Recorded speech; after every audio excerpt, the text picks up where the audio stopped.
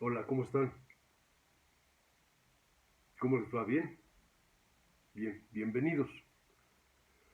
Esta es la clase número 3 de la clase abierta de actuación para PyME France.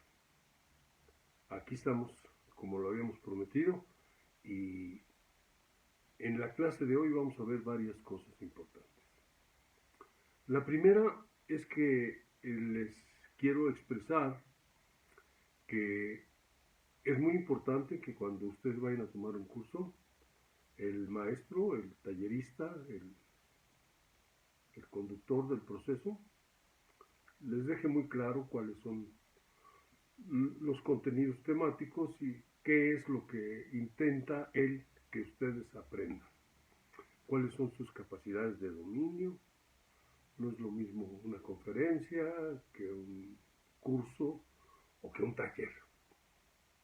En este caso se trata de un taller en línea. Me va a costar mucho trabajo, de hecho no voy a poder nunca evaluarlos. En este caso, la responsabilidad de la evaluación de lo que ustedes van a aprender, la responsabilidad de la evaluación es de ustedes. Yo no los voy a calificar. No es lo mismo calificación que evaluación, que quede claro. En este caso, quien va a ser verdaderamente el crítico, el evaluador de los avances, van a ser cada uno de ustedes como alumno. Entonces, mi obligación es propiciar, decirles, encomendarles, proponerles algunas dinámicas, algunas acciones que ustedes tienen que llevar a cabo para ir aprendiendo de lo más sencillo a lo más complejo. Y esa es la secuencia de alguna manera. Yo tendría que haber enunciado mi programa con algunos objetivos. ¿Se acuerdan que les platicaba que había estudiado yo con los pedagogos? Y en el ISSSTE trabajé muchos años en el departamento de enseñanza y los pedagogos ahí, ellos me enseñaron. Primero me dijeron que no sabía dar clases y luego, como yo trabajé con ellos 5 años, dábamos taller de enseñanza de la clínica y allí el maestro, el director del departamento de teatro, que era un doctor Ramiro Beltrán Suárez, un extraordinario ginecólogo, un ser entrañable, nos dio a los médicos que entramos a trabajar allí, porque íbamos a hacer unos manuales de autoenseñanza, nos dieron clases de pedagogía, nos dieron clases de administración, nos prepararon para empezar a elaborarlas. Incluso yo hice una unidad de autoenseñanza de genética. Y cuando ya estábamos preparados para arrancar, como siempre en México, cambian al director del ISSSTE, el director del ISSSTE cambia al subdirector médico, el subdirector médico cambia al director del departamento de enseñanza, y eso hacían cada año allí en el ISSSTE, porque el ISSSTE, la Dirección General del ISSSTE, sigue siendo un trampolín político, para que allí estaban unos detenidos como directores generales que no sabían nada de seguridad social, y cuando les tocaba, pues se los llevaban como gobernador. México siempre ha sido así. Bueno, pero el caso es que yo aprendí ahí mucho y los pedagogos me dijeron, bueno, pues tú tienes que enunciar tus objetivos o tus propósitos para que no se enojen los conductistas, de tal manera que, que con verbos que tú puedas evaluar. ¿Cuáles son la taxonomía de las capacidades de dominio que tiene que demostrar el maestro? Perdón, no, que tiene que demostrar el alumno. Si yo digo conocerá, pues queda así. Anotará, enunciará, mencionará, ejemplificará, es decir, verbos con los cuales yo puedo evaluar. Y esto es muy importante. Ellos también me enseñaron que pues, para aprender a dar clases hay que aprender técnica didáctica, didácticas diferentes, las metodologías con las cuales se propicia que el alumno llegue a la experiencia. El conocimiento no se transmite, que quede claro, se transmite la información. Pero el conocimiento, lo que hace el maestro es propiciar que el educando llegue a la experiencia a través de dinámicas y se genere a través de lo que sepa, de lo que haga y de lo que comprenda, que le caiga el 20. Ese es un placer que está casi despreciado, el placer de comprender. Cuando uno tiene una vivencia de comprensión, es decir, la vivencia del A, cuando uno dice,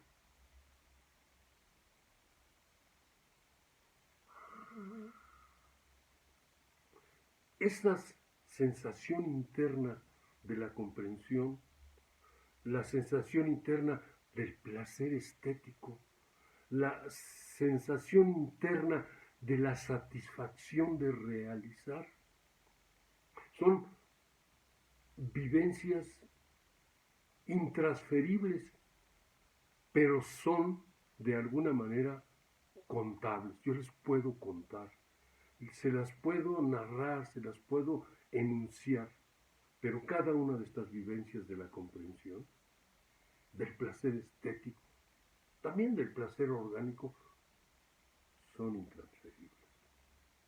Y de alguna manera, si ustedes han entrado a este curso, lo que quieren es tener el placer de mostrarse y que la gente los aprecie, los vea, los reconozca, les aplauda y a veces hasta les pague como profesión, ¿no? Si hablar con el pretexto de hablar acerca de un personaje ficticio, hablas de tus propios problemas, de tus propias conflictivas, te muestras delante del público, te aplauden y a veces te pagan, pues es un, ¿cómo se puede llamar? Eso es un ejercicio egoístico, son unas embarradas de placer al ego.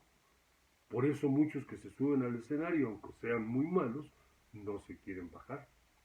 Porque es un ejercicio egoístico y no es delito acrecentar el ego. Uno tiene que tener un ego muy bien formado, muy maduro, un ego verdaderamente constituido para ser un hombre maduro, para ser un hombre capaz, para tener conciencia, fe, seguridad. Tampoco se trata nada más que hay que tener un ego equilibrado, un ego maduro, y no tener un superego donde tú creas que eres el ombligo del mundo. No, ombligos del mundo no hay. Bueno, sí, todo el mundo dice que el ombligo del mundo es la Ciudad de México, pero esa es otra cosa. Entonces, ¿qué es lo que vamos a nosotros a ver aquí en el curso? Bueno, por lo pronto ya les dije aprender a hablar. Por lo pronto ya les dije aprender a leer. Esto quiere decir aprender primero a expresar correctamente con la boca. Pero por otro lado también es aprender a comprender. Por eso ya les dije la importancia o el interés de leer. Leer complejiza la mente. Leer nos hominiza y nos hace comprender mejor. Esa es la práctica de la primera parte. La segunda parte, que es la que les voy a dejar como tarea ahora, es a manera de ejercicio de... ¿Se acuerdan que hace muchos años había unas cosas que se llamaban concurso de... ¿Cómo les llamaban? Concurso de oratoria, ¿no? Entonces ponían a los pobres muchachos de secundaria o de primaria a aprenderse una cosa de memoria que a veces ni entendían ni comprendían y la recitaban de una manera horrible. Y el que gritaba más y que entonaba de una manera falsa lo que estaba diciendo, era el que ganaba. Y todos volteábamos a vernos. ¿Cómo ganó ese que es un retrasado mental? Mira ese canijo enano tan feo. No, siempre ha criticado el que sabía. En el salón nos caían gordos a nosotros, los que éramos los flojos. siempre el que se sabía todo. Barbero con el maestro. No valorábamos el trabajo de los compañeros. Bueno, pues hoy como tarea es un ejercicio de como si fuese oratorio. Para lo cual, la segunda tarea es aprenderse de memoria una síntesis que ustedes van a hacer de la biografía o de la historia de un héroe. Esa es la tarea que yo les pongo a mis alumnos al principio. Por lo pronto, yo les digo que héroe. Les pongo en la mesa 8 y escojan el que quieran, el que les guste. Entonces, lean la historia, saquen los datos que más les llamen la atención y escriban 2 cuartillas o cuartilla y media. Y ya que hicieron el resumen, pueden sacar los datos exactos o pueden hacer una alegoría o una historia más o menos parecida para hablar de las cualidades de ese personaje y se lo tienen que aprender de memoria.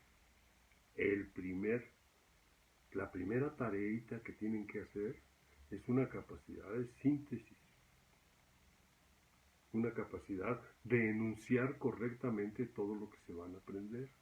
Sirve que aprenden a redactar o lo copian casi literalmente pedazos, los ligan y luego lo escriben y ya que lo tienen, lo memorizan. Y ya que lo memorizan, se lo graban.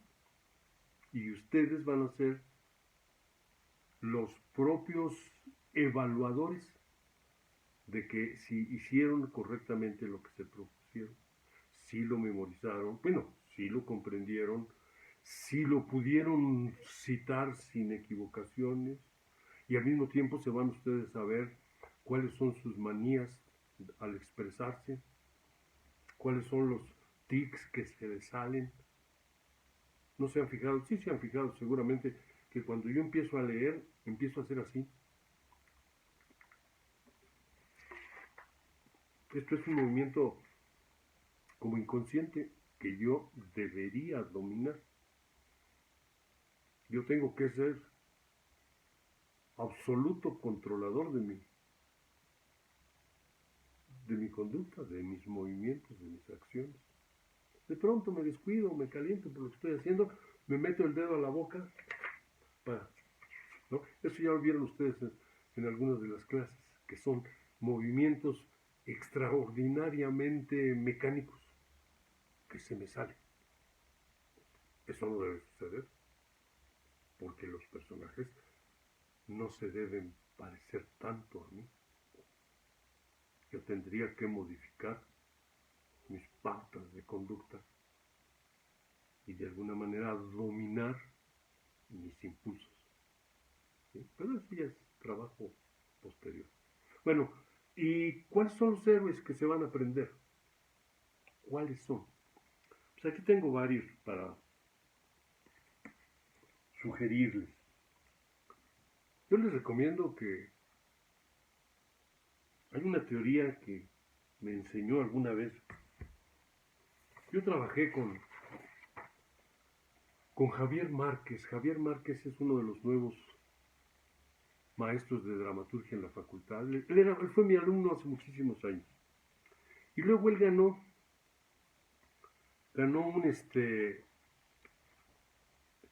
un concurso de dramaturgia joven en el Helénico, porque escribió una obra que se llama La última carcajada de Heath Ledger.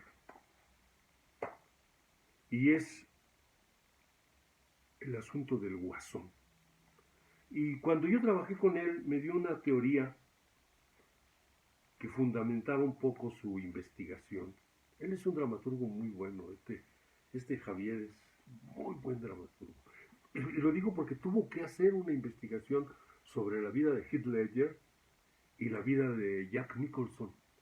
Y la obra se trata de un pleito imaginario entre ambos para ver quién hizo el mejor Joker de la historia.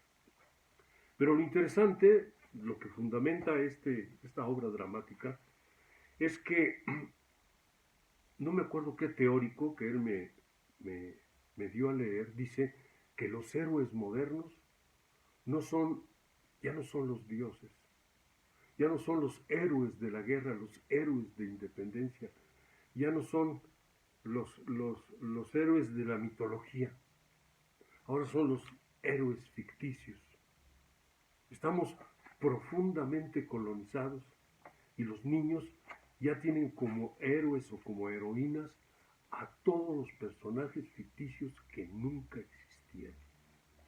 Esto es gravísimo, gravísimo. ¿Cuáles son los paradigmas? Son paradigmas ficticios, no son paradigmas históricos. Por eso yo no quiero que ustedes se aprendan ningún héroe ficticio. Quiero que se aprendan la vida de Benito Juárez, que se aprendan la vida del cura Hidalgo, que se aprendan la vida de Nezahualcóyotl. Esta biografía de Nezahualcóyotl de José Luis Martínez es una maravilla, fondo de cultura económica.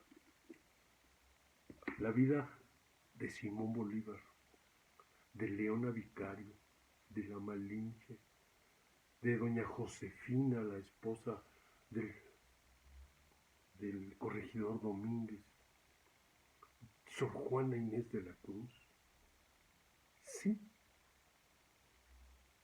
Seleccionen uno de estos héroes y vean qué sorpresas se van a llevar. La vida de Nezahualcóyotl, ustedes no tienen ni idea. Qué personaje, qué hombre. Hay que leer esto. No sabemos ni siquiera quiénes fueron los que conformaron en aquel entonces nuestras raíces, que después han sido constantemente traicionadas, constantemente olvidadas. Allí las traemos, en el fenotipo, quizás hasta en el genotipo, ahí las traemos. Pero los conquistadores, estos gachupines que llegaron a agandallarse los territorios, porque estos países, esa es la historia de los países conquistadores que llegaban y dominaban, se agandallaban la fuerza de trabajo para empezar, ¿no? Todo esto, México antiguo y el centro histórico y todas esas cosas. La fuerza de trabajo de los indígenas fueron los que construyeron todo eso. Claro, desde antes también lo hacían los aztecas.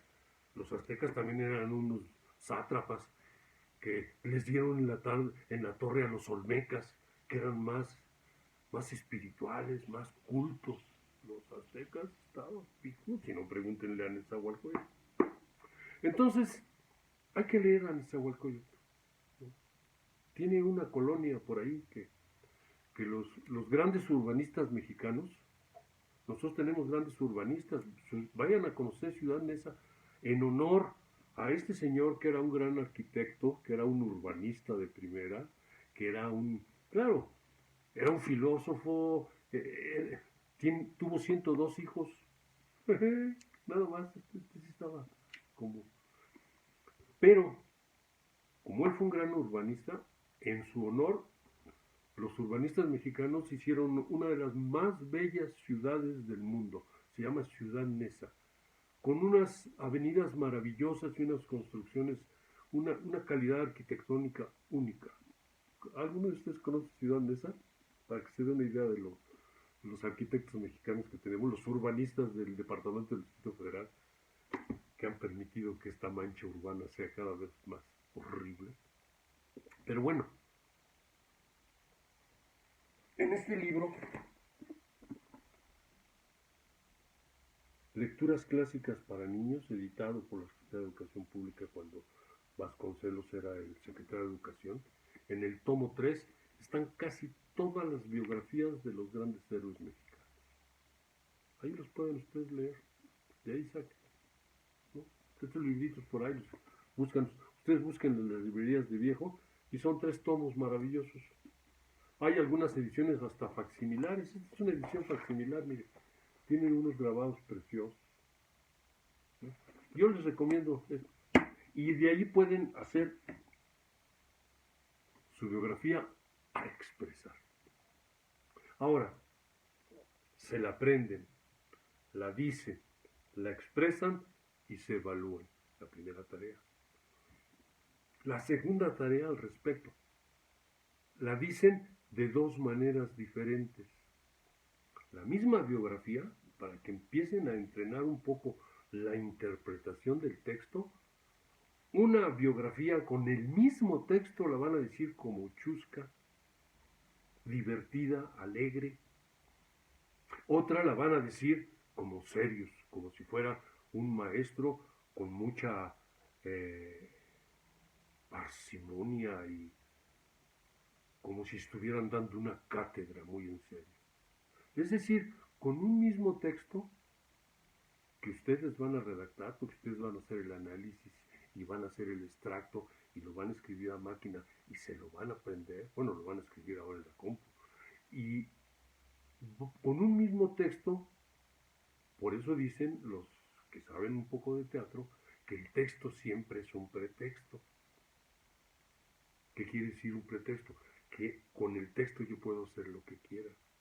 O puedo respetar al poeta, puedo respetar al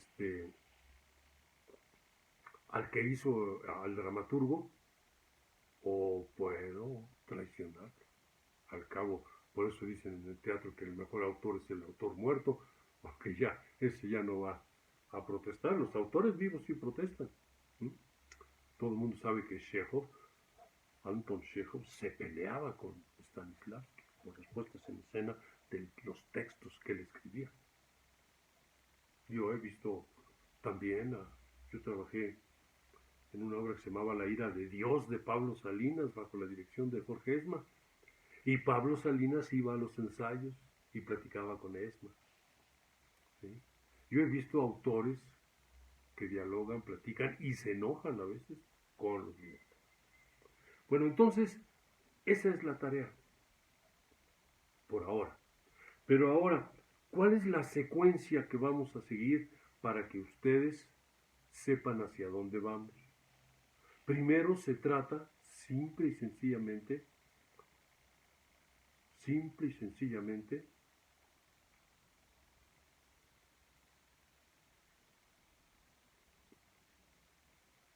de memorizar, de extractar, de comprender y de expresar. La segunda parte, lo que sigue después de esto, es que van a hacer lo mismo. Bueno, no, nada más les voy a enunciar, no se los voy a explicar.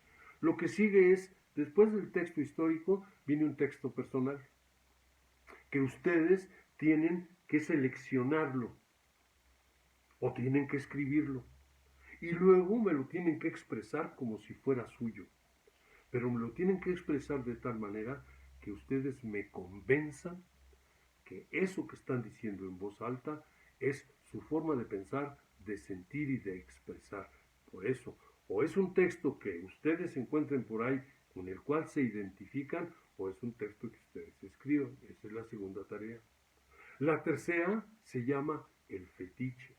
Es delante de la cámara o delante del público expresar una emoción personal.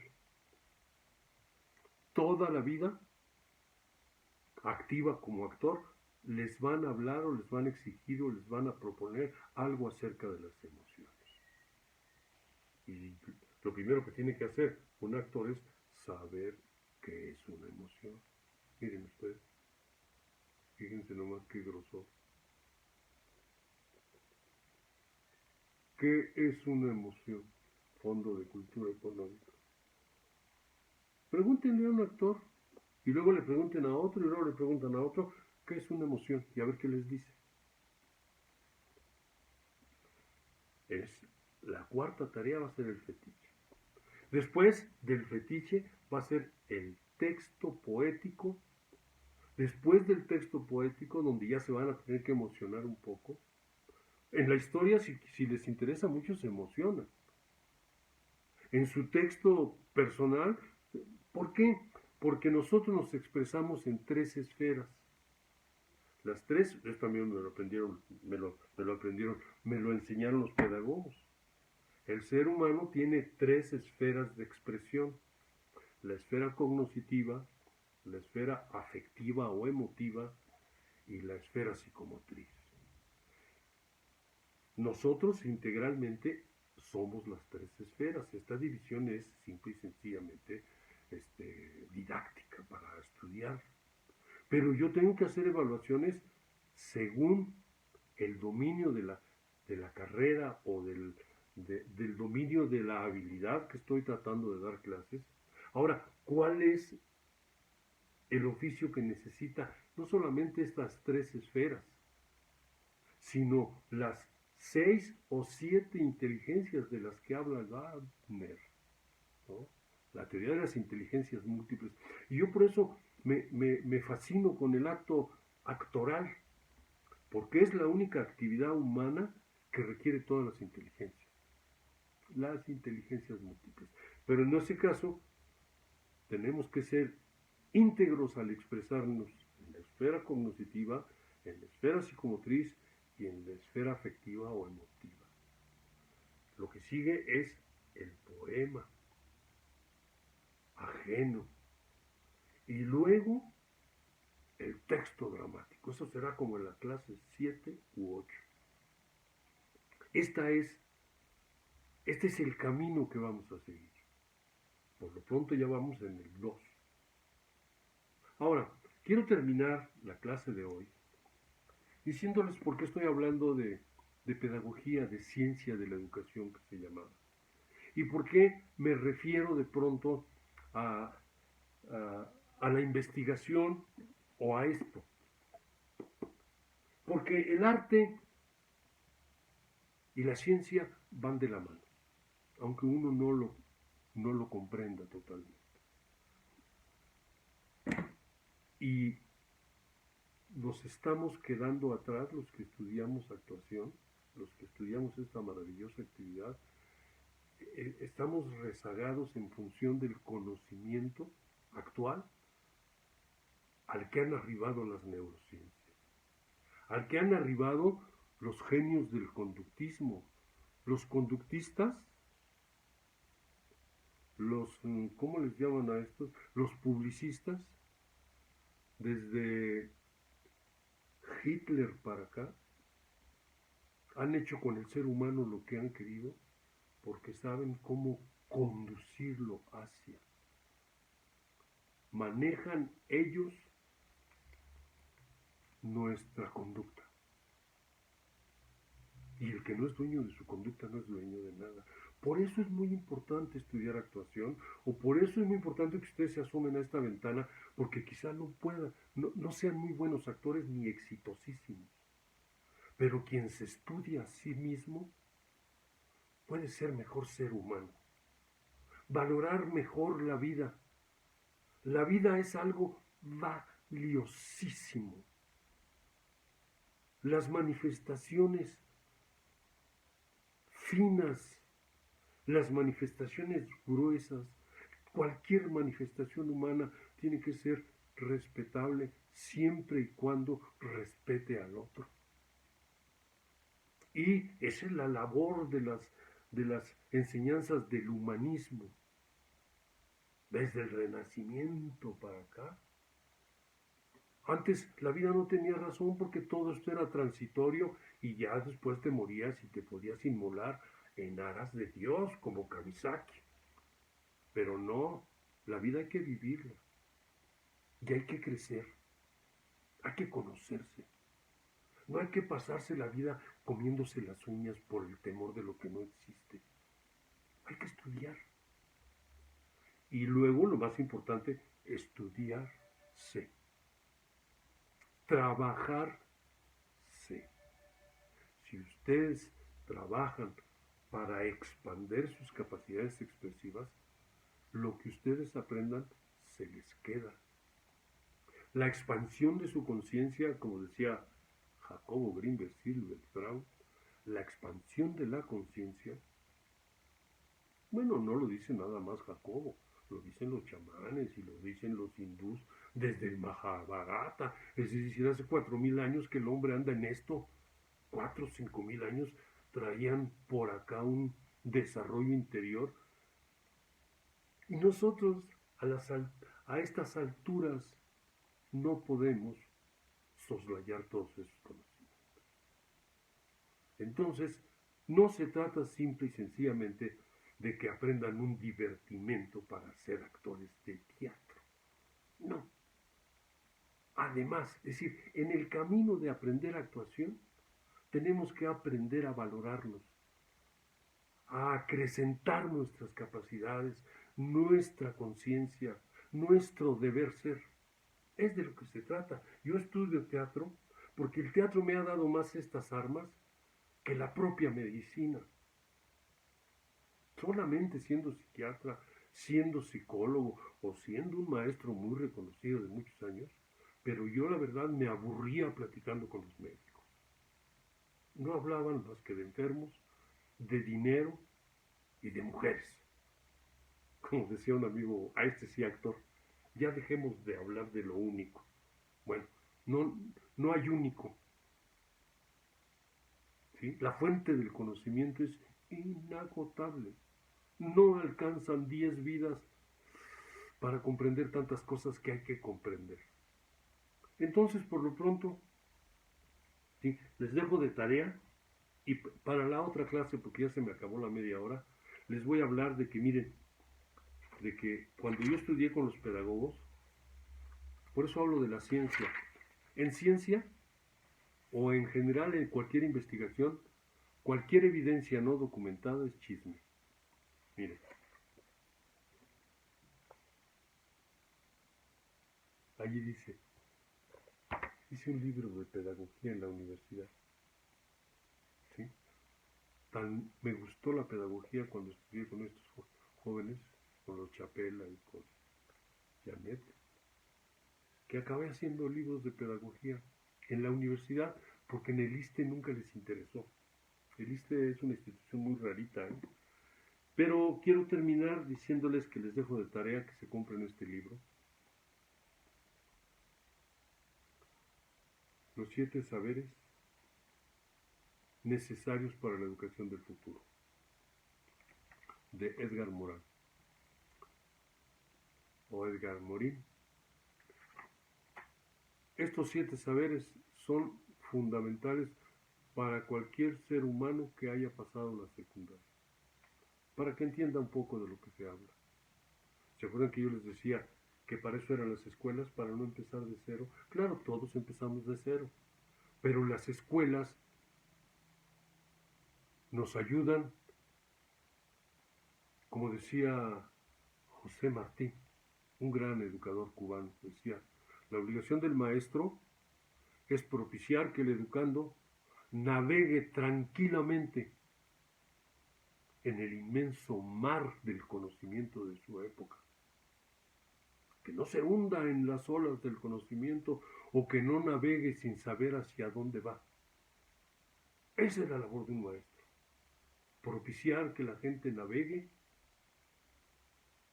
tranquilamente en el inmenso océano del conocimiento de su momento histórico. No se trata solamente de aprender a actuar.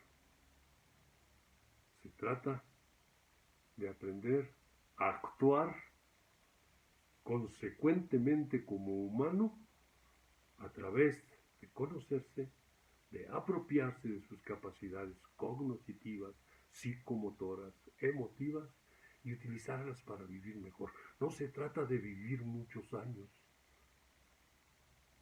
Se trata de vivir el mayor tiempo posible con la mejor calidad de vida. Por eso, cuando a alguien se le ocurre darles a los viejitos de este país un poco de dinero para que se mantengan, no sé de dónde saca los oponentes argumentos para ir en contra de eso. Ay, no les des dinero a los viejos.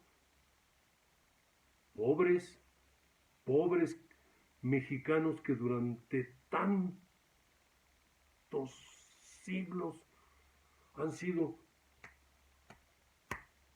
Y luego que si alguien trata de ser amable con ellos, lo critican. No, este país no tiene salvación. Salvemos cada uno de nosotros nuestro entorno, crezcamos y respetemos al de enfrente. Miren, arte figurativo. ¿Se acuerdan que les he enseñado los monstruos de mi hijo? Bueno, miren, este también es de él, nada más que este es de bronce. Es de bronce y es un cuervo extraordinario. También hace cosas figurativas. Un buen artista plástico tiene que estar muy locote, pero tiene que hacerle como Dalí. Lo figurativo Dalí lo manejaba como rey y después empezó a influir a otros y empezó a alocarse, pero está bien. Su propuesta creativa es buena, pero primero hay que dominar lo elemental, por lo menos saber dibujar, que es por lo menos que tiene que saber hacer un actor, pensar correctamente y expresarse correctamente. Esta fue la 3. Nos vemos en la 4. Que les vaya bien. Cuídense, por favor.